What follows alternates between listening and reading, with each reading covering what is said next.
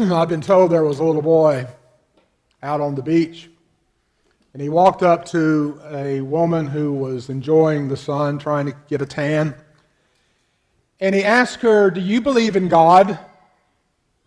And she was kind of unsettled for a second. She said, "Well, of course I do." "Well, do you consider yourself a Christian?" And she said, "Well, yes." "Do you read the Bible every day?" "Well, I try to." "Do you go to church every Sunday?"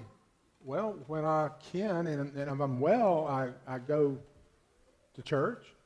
"Are you an honest person then?" "Well, yes, I am." "Why are you asking me so many questions?" And he opened his hand up, and there was a dollar bill there, and he said, "Would you watch this while I go swimming?"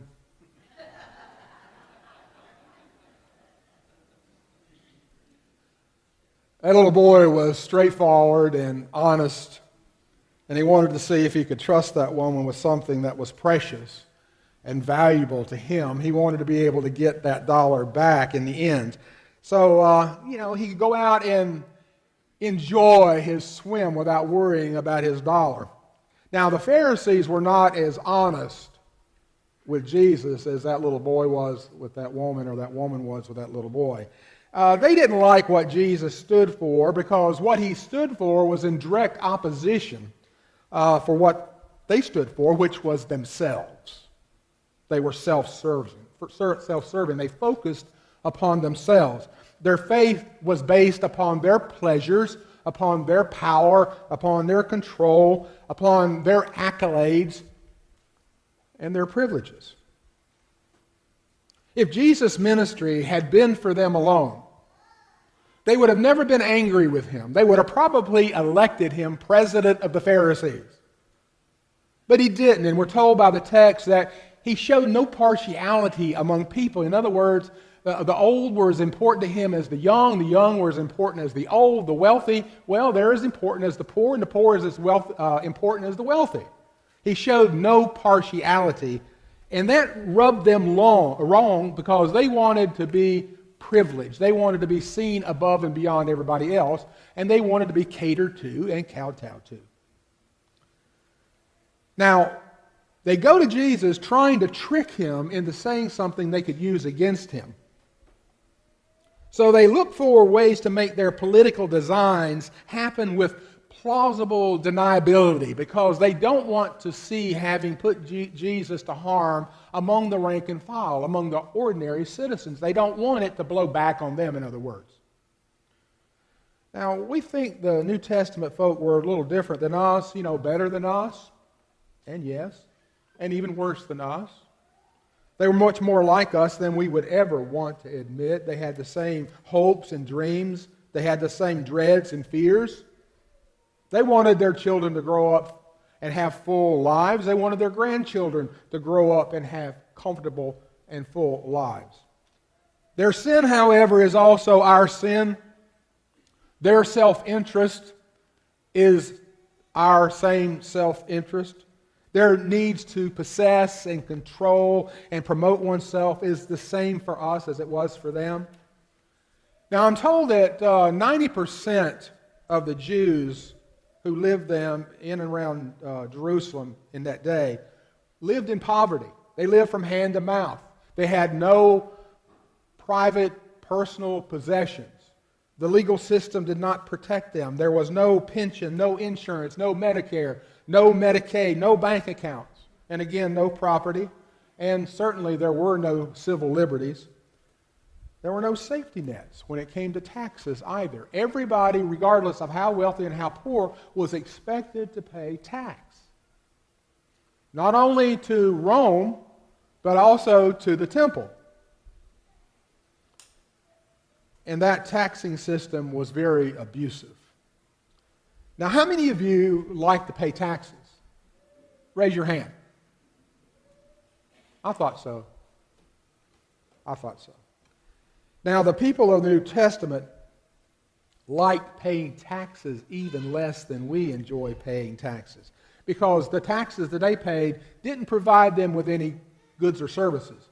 It didn't go to their government. It didn't go to their trash collection. It didn't go to a police force. It didn't go to their military. Instead, it went to Rome, to Caesar, who lived a lavish life, who gave it all away to his friends and relatives there in Rome, and ended up providing a bigger, stronger army that would come and dominate them down there in Jerusalem. So they didn't like this tax. But let's get back to these Pharisees. These Pharisees that want him to misspeak himself so they can either discredit him in the faith or have him arrested as an insurrectionist. To say they disliked him, I think, is an immense understatement. They loathe Jesus. They don't like anything about him. They don't like his associates. They don't like his lack of politics. They don't like his style of teaching. They certainly don't like his theology. So they come to do him harm. They want to catch him in such a way that it would cause him political damage, and it would label him an insurrectionist, and they would have him executed. Now, the crucifixion was not just a murder. It was not just capital punishment. The crucifixion was actually an assassination because there was politics behind it. It was political, in other words. Now, this group that came to Jesus that day must have had taxes on their mind.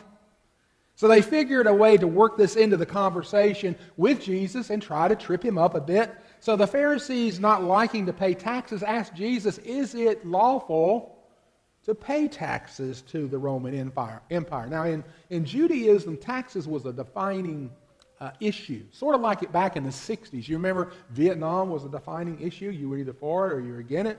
You remember that? Or civil rights issues, for or again, or women's rights issues, for or again. It defined people. And this issue defined Jews, whether they were progressive or whether they were conservative. So, these Pharisees saw paying taxes to Rome as a sin. And if you spoke for paying taxes, that would also make you a sinner. But if Jesus were to say, no, you don't need to give taxes to Rome, then that would make him an insurrectionist. So they were trying to catch him in between those two things. So these cunning religious leaders come to Jesus, and first they do that little warm and fuzzy thing.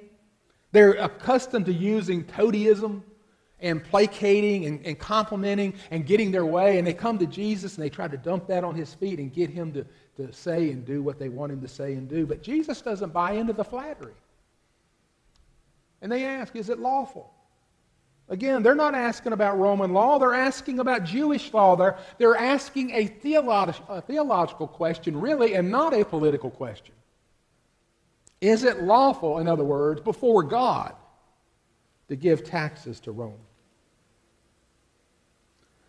Well, this little politics didn't sway Jesus. He's not manipulated by the need of personal popularity. And he says to them, show me the coin used for paying this tax. Now, Jesus knew what that coin looked like. But it's interesting to me that he didn't have one in his pocket. He didn't have a coin in his pocket. He had to ask for one.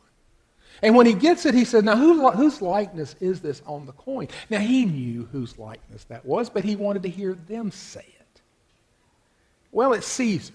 And then around Caesar's head on that coin, it said Caesar Tiberius Pontifex Maximus, which is where we get the word pope today. The Pharisees didn't notice the subtlety that Jesus had just thrown in their path, the theological subtlety. You see, it was a Pharisee that had the coin, and it was actually illegal theologically for him to have that coin. It was a sin for him to have the coin. But when Jesus asked him for that coin and he pulled it out, it damned the Pharisee with the coin in his hand. Do you know what day is 166 days away? Tax day. April 15th, that gorgeous, beautiful day that we all enjoy. We have cookouts on that day, right? But did you know that April 15th is not just tax day? It was the day Abraham Lincoln was assassinated. And there must have been a little karma in this because he's the one that started federal taxes. He used federal taxes to support the war. And then after the war ended, the taxes stayed. They didn't stop. Did you know that on April the 15th, the Titanic sank? Franklin National Bank issued the first credit card. We all love that credit card, right? And it's also the day the first can opener was invented. Now, someone once said, you may not agree with the federal government, but you have to hand it to the IRS again and again and again. And I think it was a real tax cynic that said death and taxes may always be with us, but at least death does not get worse every time Congress meets. But I think my favorite is from Arthur Godfrey. Some of you remember him. He said, I feel honored to pay taxes in America. However, I could probably feel just as honored for about half that price. Now, we complain in our country about the tax rate and all that, and I looked this up, and China pays 45%. France pays 45%. And listen to this, Israel pays 50%. And I remember one day walking through Jerusalem with a friend of mine, Al-Adin, and we were walking by a hill, and he pointed up, and he said, buddy, he said, that's the second Wailing Wall. And I said, the second Wailing Wall? I don't understand. He said, that's the Knesset. That's where we pay the taxes. We don't have a whole lot of trouble giving to Caesar, do we? Because Caesar demands it. Caesar expects it. Caesar will throw us into federal prison if it's unpaid. Remember Al Capone? He didn't get caught for racketeering or prostitution or murder. Why did he go to jail? Tax evasion. Taxes provide service. It gives us protection. It delivers systems and transportation. It gives me things that I couldn't afford alone. And my concern has never been about those services. My concern has always been about the waste. How about you? And the misuse. I love what President Calvin Coolidge said one time. The Air Army Corps came to him and wanted to build a squadron of planes. And the cost of this squadron was $250,000. Imagine that, an entire squadron of planes for $250,000. And President Coolidge thought about it a second. He looked at the general and he said, why can we not just buy one plane and let all the pilots share one? Now, we have a remarkable system of government. The system's not broken, folks. It's the people in it. No, rendering unto Caesar what is Caesar is not a problem for us. The problem for us is giving to God what is God's. Giving to God what is God's. The first one you see is financial and legal. The second one, well, that's spiritual. I read a report recently that among those who have dropped out of the active church, the chief complaint is the church talked about money too much. And on the other side, I suppose the reason then is they felt guilty for not giving and not appreciating that. I guess they thought the lights and the water and the insurance and the maintenance and repair and the materials and equipment and the staff just kind of miraculously appeared, or Kay was in the back room back there printing money. Now, it's been my experience, and you know how little I like to talk about money, but those who give the most don't mind talking about money issues in the church. It's those who give the least who make every dollar an issue. I think it's more accurate today than ever before.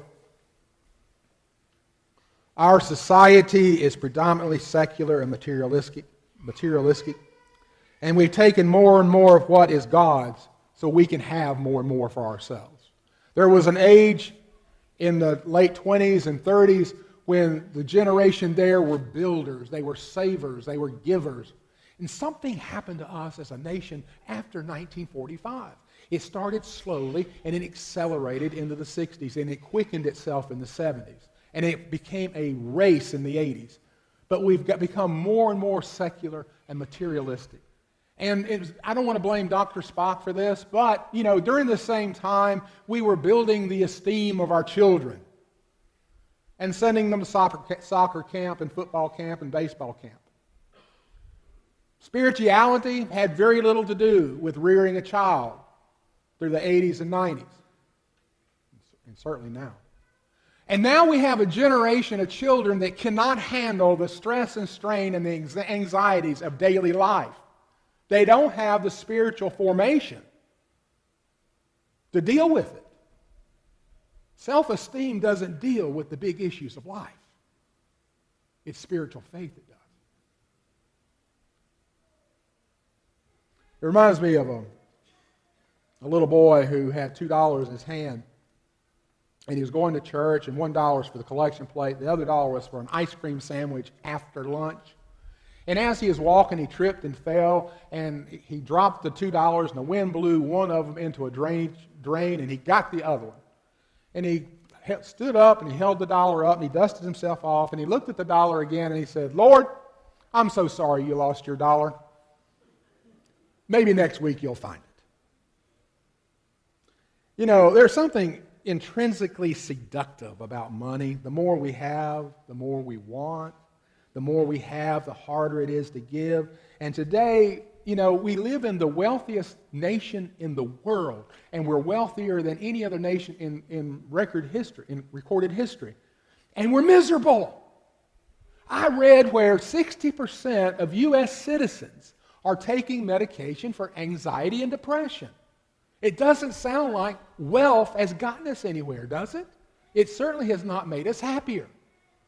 We can't deal with the stresses and strains of the day. Why? Could it be the withdrawing of the spiritual side of our soul? Money's like a drug. It's addictive. We want more and more and never really satisfied. John D. Rockefeller learned that. If you remember John D. Rockefeller, he grew to be the Bill Gates of his time. He was the first billionaire in U.S. history. And he became absolutely miserable. He started losing his hair. He lost weight. His physicians thought he was going to die. He was absolutely miserable. He couldn't sleep. And then he went to bed one night. And he had one of those Jacob dreams. Remember Jacob wrestling with the holy during the night in that dream? Rockefeller had one of those Jacob dreams. And when he woke the next day, he said he was completely transformed. He had a different way of looking at himself, and he had a different way of looking at life, and he had a different way of looking at who he was and what he was and who he needed to be. And he started giving. He started giving graciously. He built libraries. He built hospitals. He gave to churches. On and on and on it went. And some of his money went to, like penicillin was discovered because of his money. And a lot of antibiotics were discovered because of his money. The ripple effect just went out further and further from his giving and his gratitude and his graciousness. And he lived to be in his 90s. And just before he died, just a few weeks before he died, Rockefeller said to a friend, "I wish I'd had the dream 50 years earlier." 50 years earlier.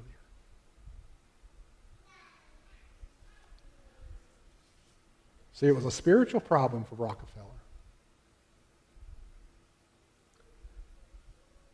I like what William Sloane Coffin once said in a sermon. "Show me a heart of greed. Show me a heart that cannot give with gratitude and generosity. And I will show you a soul devoid of the risen Christ." You see, according to Jesus, Nothing tells us more about the spirituality of our soul and how we spend and give our money, because we treat it so dearly. It's so close to us. It's a part of us. But it exposes our heart, it exposes our mind, it exposes our soul, because Jesus says where our money goes, there goes our what? Our heart, our soul, our mind. How do we become like Rockefeller? How do we change? Well, it's submission. We have to resubmit ourselves to the holy. Recommit ourselves to the holy. Now, you've heard me say this before, and I'm going to repeat it. When we say to someone, I love you, you're not saying, I'm infatuated with you. You're not saying, every time I look at you, I get this warm and fuzzy feeling. Every time I see you, or every time I hear you talk, I get goosebumps. No. When you say, I love you, what you are really saying is, I am committed to you. I'm committed. Devoid. Commitment is devoid of emotion. Commitment's commitment. When the groom and the bride stand before the minister and there's questions asked and answered, listen to those questions and answers. They're not questions and answers of emotion. It's a covenant. It's a commitment. It doesn't say anything about whether she can cook water or not. It doesn't say anything about whether he can change a flat tire or not. It says, if you're wealthy, I'm there. If you're poor, I'm there. If you're healthy, I'm there. If you're sick, I'm there. I'm committed to you regardless of what may. Whether you make me happy or not, I'm committed to you. Now think about those commitments we made to God at our baptism and those we made when we joined the church. Those words weren't based on emotion either. When you were the words are not about emotion. Whether you were completely happy with things and happy with situations and circumstance had nothing to do with the answers you gave to those questions. You know, the trustees might decide to put a parking lot right beside your favorite tree. Does that give you the right to break your commitment? You know, you might receive a pastor who's loyal to the wrong political party, or he's too progressive, or he's too conservative, does not live up to your expectation, and he uses the wrong version of the Bible when he's preaching. Does that give you the right to break your commitment? Oh, yeah, the choir sings off key, D. Scott hits the wrong notes. Does that give you a right to break your commitment? They might be excuses, but they're not a right. No, the questions asked and answers made are about commitment. Have nothing to do about getting our way, nothing to do about privilege. We're committed.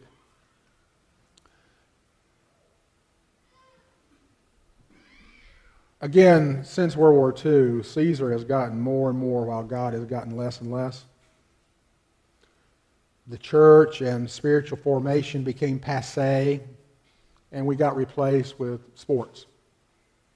Spiritual formation was removed by self-esteem developing and growing paradigms.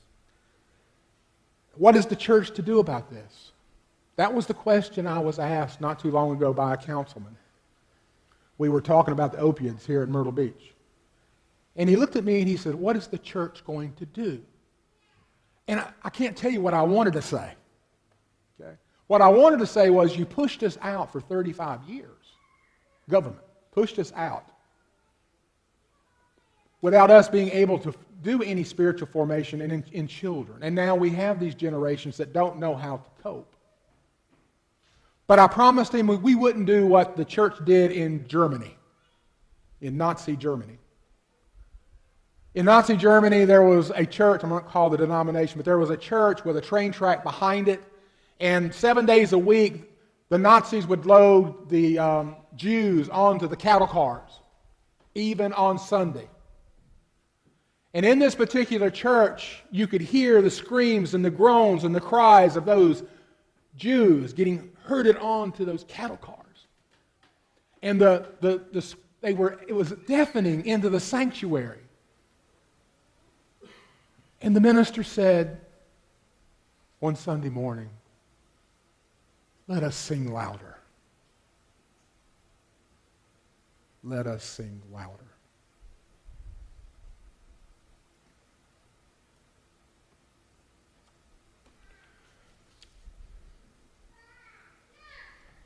There's a silly little story that I would like to share because I think it does illustrate the point well.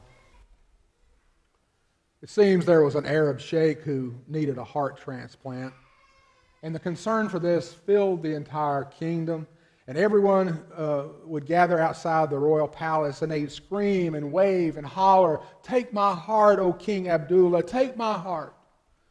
Well, King Abdullah knew he couldn't just say, "Okay, I'm going to take your heart." He didn't want to do anything like that. But his advisor said, "Well, let's make a contest out of it." And he said, "How are we going to do that?" They said, "Well, we'll invite the mass to come and stand under your porch, and you'll take a feather and you'll drop the feather off the porch, and it will land on someone's head, and that will be the person who wins to give you their heart." And the sheikh says, "Oh, that's a good idea. Let's do that." So they call out to everybody in the kingdom. They all come to the palace, and the king walks out on the porch with his feather, and he drops it over the side, and it goes down, and it gets right above their head, and it starts doing this. And it doesn't light on anybody's head. You know why? Because they were saying, "Take my heart, King Abdullah. Take my heart, King Abdullah. Oh, King Abdullah, take my heart."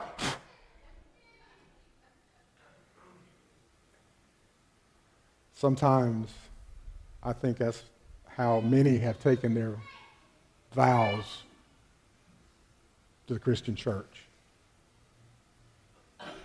"Lord, take my service. Take my witness. Take my gifts.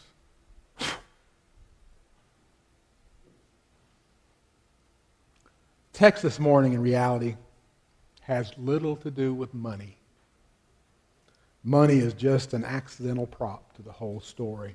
The primary in this story is about loyalty, and it's about commitment. And it asks us point blank, are we faithful to the gospel of Jesus Christ? Are we loyal to the kingdom of God? It's not a matter of how much. It's not a matter of what. It's a matter of priorities. It's a matter of loyalties. It's a matter of commitment. And if our commitment is true, if our loyalty is true, all those accidental things of life will fall in their proper place. And all God's children said,